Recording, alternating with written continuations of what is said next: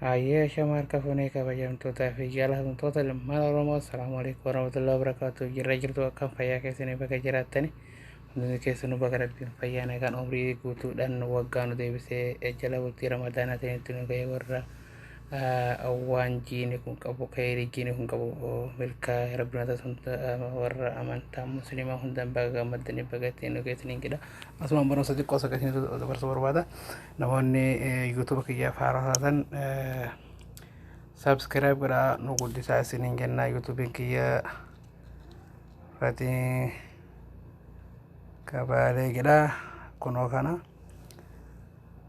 Subscribe godhaa nu guddisaa isiniin jenna ilmaan Oromoo keessanuu asumaan ammallee namoonni yeroo Facebook irratti isinii gadi dhiifnu subscribe godhuudhaaf linkiin email isin gaafatu karaa kanaan fakkeenya seentanii karaa laaffaadhaan subscribe godhuu dandeessan jechuudha. Fakkeenya namni amma ustoota keenya raayyaa abbaa macaa YouTube banatee jira. YouTube isa fakkeenya mee linkii isirraa isin agarsiisa. Amma linkiin isaa kana fakkeenya kana neetu hin bakka tana kunoo haala kanaan kan dhufaa jira linkiin isaati. Linkiin isaa haala kanaa yeroo kan dhufe bakka tuttuqaa sadii gubbaa tana neetu hin bakka isa sendi misenjara yookaan gadhuutanii copy linkii kana dhufte open in YouTube yookaan gadhuina haala salphaadhaan gara YouTube qaxxisaa YouTube isin geessa isa kana jechuun fakkeenya haala kana fakkeenya linkii gochuu dandeessan subscribe godhuu dandeessan nama hundaaf galata rabbi yola jechuun fakkeenya amma kan raayyaa kana linkii tuquu dandeessan subscribe godhuu dandeessan warroonni email isin gaafatu warri email hin gaafanne immoo email password hin gaafanne qaxxisaa keessa seentanii subscribe ne gootan jechuudha.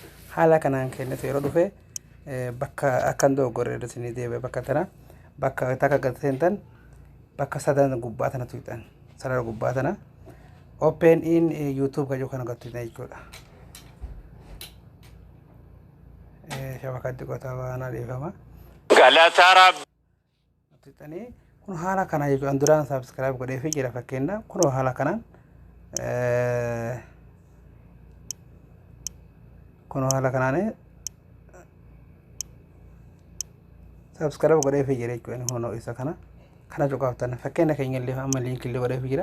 Haala kanaan gootanii keenyas karaa laafaadha warri isin rakkisu gochuu ni dandeessanii jechuudha. Subscribe asumaan gara barumsaatti taara yeroo warri gartee Facebook illee amma godhachuu yeroo akkasuma watsapii telegiraama misenjara seetingii keessa galtanii haala salphaadhaan lama godhachuu dandeessanii.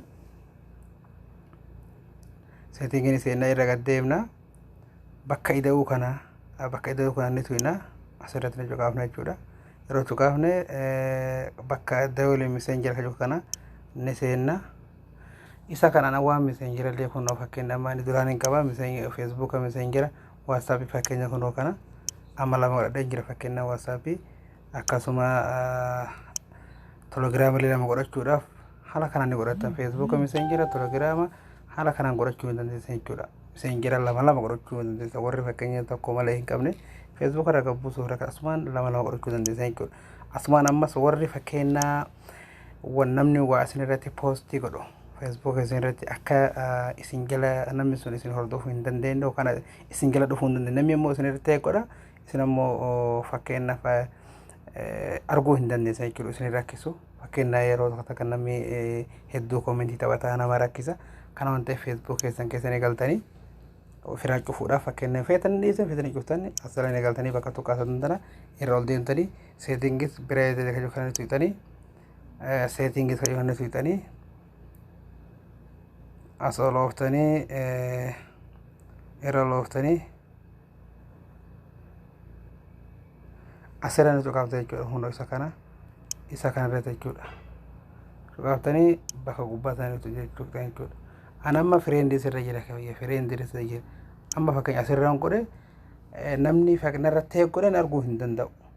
Haala kanaan seentanii ifirra cufuu hin danda'u warri cufuu barbaadan nama cufuun barbaamalee yeroo baay'ee qosee ta'u kanuma irratti ol deebisa jechuudha. Kanaaf on kan cufa irratti yoo gaddeeftan namni isinitti godhe hedduu isinii rakkisu jechuudha. Haala kanaan ifirraa fetan cufaaf fetan itti baradha. Jabaadha isiniin jedha nu guddisaa yeroo subscribe YouTube keenya nu godha. Jabaadha isin jedha. Wassalaamu alaikum warahmatullahi wabarakatuh.